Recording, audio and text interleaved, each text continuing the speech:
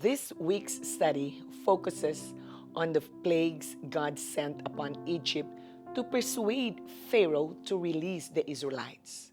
Pharaoh was stubborn and refused to obey God's command to let his people go. Although the Bible doesn't say exactly why, it's likely Pharaoh didn't want to lose the economic benefits of free labor.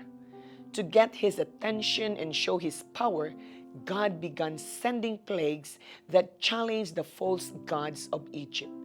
These weren't random events but clear demonstrations of God's authority over nature.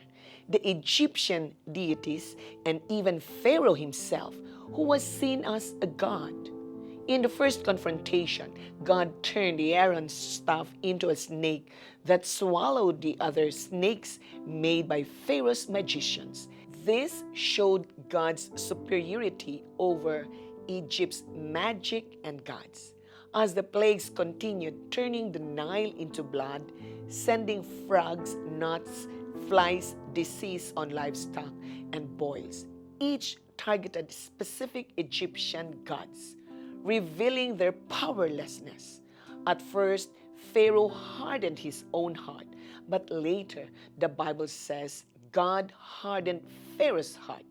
This didn't mean God forced Pharaoh to sin. Rather, God allowed Pharaoh to follow his chosen path, withdrawing his grace and letting Pharaoh reap the results of his stubbornness.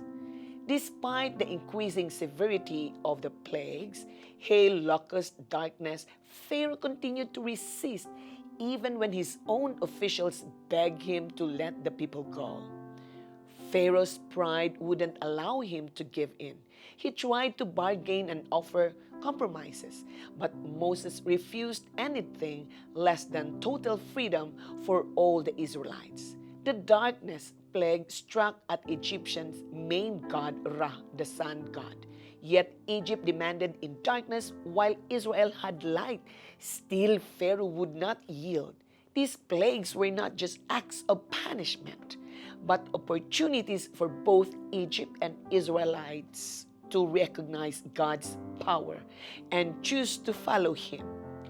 Pharaoh's downfall was not a lack of knowledge, but a hardened heart that refused to humble itself before God. The lesson is clear. God is patient and powerful, giving us many chances to choose Him. But continued pride and rebellion will always lead to destruction. Let us not harden our hearts when God speaks, for every act of resistance makes it harder to hear His voice. God bless you.